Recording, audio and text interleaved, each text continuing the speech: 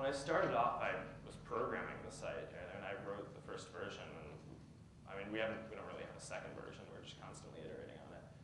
So I guess for most of last school year, I just worked on scaling and kind of trying to make it keep up with the increasing load and try to make it so that we can expand to more schools and work out the network infrastructure and all that stuff.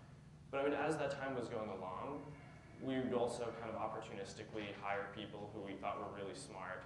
And I mean, for most of last year, we were just a few guys working around my kitchen table, and that was pretty fun. But I guess around in February, we got an office, and then we kind of took all these people who we'd been hiring, and we brought them into one space, which was interesting.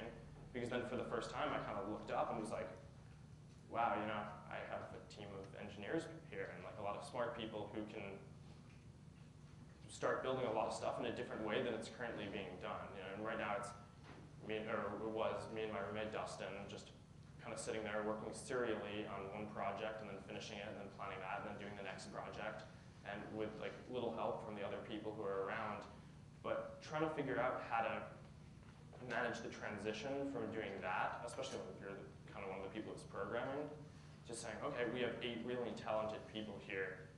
What's now the most efficient use of people's time? Like, how can people maybe be working on stuff, not serially, but I mean, let's say someone's working on launching the high school product over here, and someone else is working on photos, and someone else is working on the thing that we're going to launch next week. You know, what's the most efficient use of people? And I mean, so that's kind of an interesting problem, and I mean, something that I don't really have any good insight on for you guys. I mean, maybe I'll check back in a year or so.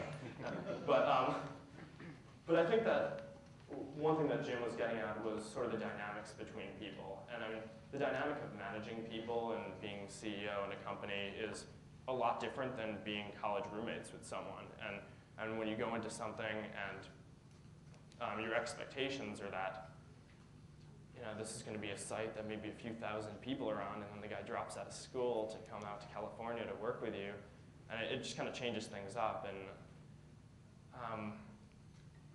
I don't know, I think that it definitely, you kind of have to think at like a higher level about how the landscape is playing out, and in terms of like, you need to not only have engineers who can directly work on the products that you're working on, but then you need to start having a finance department or something that I never thought that I would ever need, you know, in terms of running a website in order to power the infrastructure of just having a 20 or 30 person engineering team. And then it's like, okay, so you have all these people, then like how do you kind of watch what they're doing and not try to control too much what they're doing, because they're all really smart people, which is why we brought them, and we want to leverage the fact that they have a lot of really good ideas and can do a lot of the stuff themselves.